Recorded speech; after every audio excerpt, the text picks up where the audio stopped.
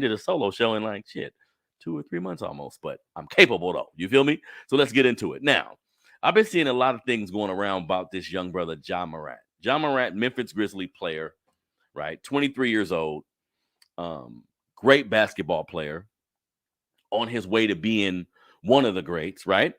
This brother finds himself in a situation where he showed a gun in a club, a bar, something to this magnitude. To my understanding, he's done other things involving guns or just, silly shit young people do, right?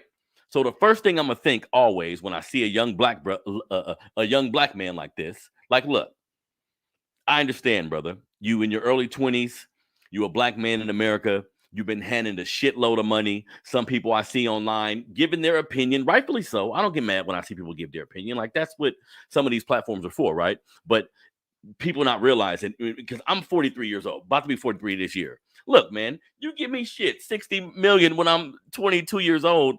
I don't know what the fuck I'm gonna be doing. I couldn't tell you I'm not gonna do something that would make a adult or any type of authority figure look at me a little funny, like, let me correct that. You see what I'm saying? So this brother's gonna make mistakes. A lot of our athletes and entertainers have made mistakes coming across this much money being this young. This is really what is this. This is how it happens. All of them don't. Some of them listen, right? Because that's a part of it.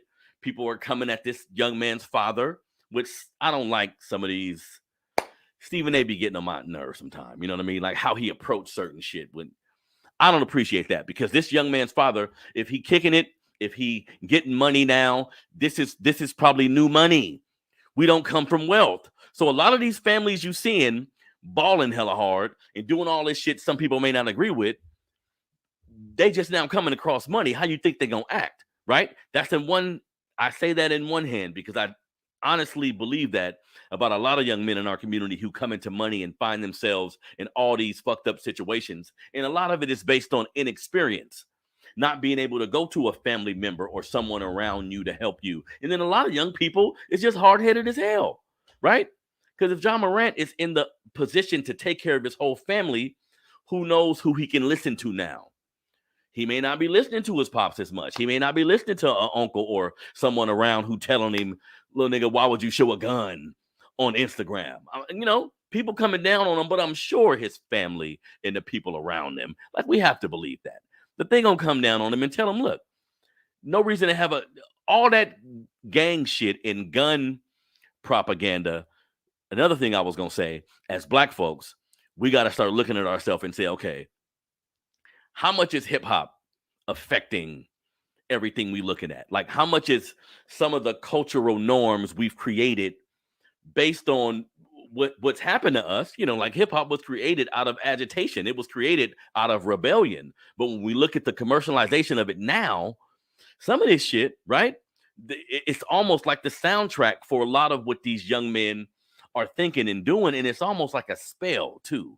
Look, and this is just now, because when I was younger, my early teens, 20s, I thought about shit a little bit differently. Now, when I'm looking at the hip hop and I'm listening to the younger dudes, I'm thinking, damn, we love the beat and we love the energy of the music sometime, but this shit is violent. Like, this shit is extremely unproductive, even though some young men is talking about their life and what they've been through in their experiences. You can't negate that. Like, it is art. But at some point, we're going to have to look at hip hop. Like, look, the messaging and how we approach it going to have to change soon, because it's affecting everybody. People are posting a lot about how John Morant was raised with his dad, raised with his mom, maybe a kid that was in the suburbs. I'm not sure of the dynamics of his house. But if so, this is what's happening. I used to think if you have a black kid who don't live in the hood, but listen to hip hop, he is going to take things differently because he's not like the white kid. He doesn't have a general connection to the music and the culture. If you black, even if you're in the suburbs, there's still like a general connection. There's still family members and people around you that may keep you connected to that element. You see what I'm saying? And when teenagers get that music, sometimes they embody too much of it. It goes from dancing to it to living by some of the mantras, right? Some of the shit they're talking about in the music, thinking some of the shit in the music is normal. This is actually really affecting our young men. Because look, you evolve and you change. I was under the impression that one time, look, if you have a young black man that live in the hood, listening to hip hop without supervision and people around to say, hey, here's some education, here's what this really means. If you don't have that, then they can they can listen to the music and see the environment they live in and see they're mirroring one another and think it's okay to participate, think they're supposed to participate. Like the hip hop at times, the violent hip hop, the hip hop that's graphically violent, is the soundtrack a lot of young niggas use to go do negative shit. You see what I'm saying? So yeah, it's an art form and we love it, and it comes from our struggle and what we've been through and what we've seen. But at some time, at some point, this shit gonna have to pivot. Like with social media and cameras everywhere, criminality is not the same as it used to be on no levels. You see what I'm saying? And now they giving these young niggas mafia laws. You see what I'm saying? They playing by mafia rules for a lot of these young niggas, giving them these RICO laws, which is really look. I'm against our young black men killing each other in conducting themselves in a certain way. At this point, I know our history. I know what we've been through. I'm gonna be a little empathetic, but I'm tired of this shit. But when it's the government involved, it's always like, because Young Thug and all these dudes, they could have been wrong. They could have been experiencing having a lot of money for the first time. So I'ma still conduct myself like I used to, just now bigger. If I was a gangster with no money, you give me money, some shit may end up happening, right? So some of these things can be wrong, but RICO charges, conspiracy, like we had an organization popping, like we had hella tiers of an organization.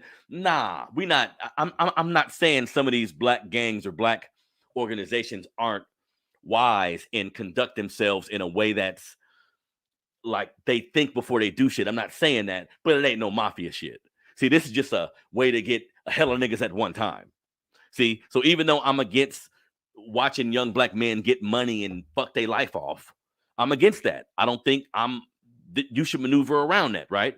But at the same time, the government, the law, has found a way to criminalize black men in general, nigga. Like, keep it real. Whether that be hip hop, whether that be finances, whether that be education, whether that be if you're an entertainer, if you box, if you play a sport, they figured out ways to criminalize us by using different means. I'm not letting us off the hook, but we got to be aware of that. You feel me? So we're talking about the brother Ja Morant going through everything he going through, and I pray for the young brother. Like that's my young brother, and I love him. But street culture is killing our babies, hood babies and suburban babies. You know what I mean? Like I used to think it was just you live in the hood and you a black child, you're subject to taking this music seriously and internalizing it, seeing what's happening outside and do some of the same shit. Well, no, all black kids, because let's be honest, white kids listen to the same music in suburbs as well. Sometimes they don't internalize it. They don't say, okay, he's speaking about having a gun, I gotta have one.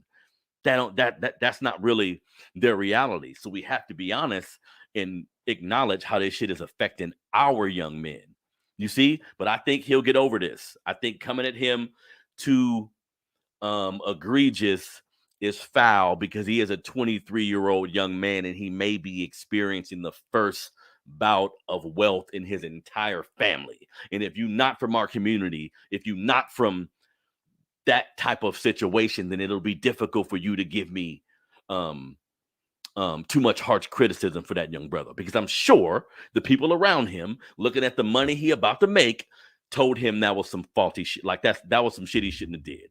Showing a gun on camera is definitely something you shouldn't do. And like people are mentioning, having the people around you, that's a fact. You should have somebody around you that you trust enough to say, stop what you're doing right now. Somebody that can tell you about yourself that you trust. That's easier said than done, though, if you the breadwinner and you ain't even 25 yet.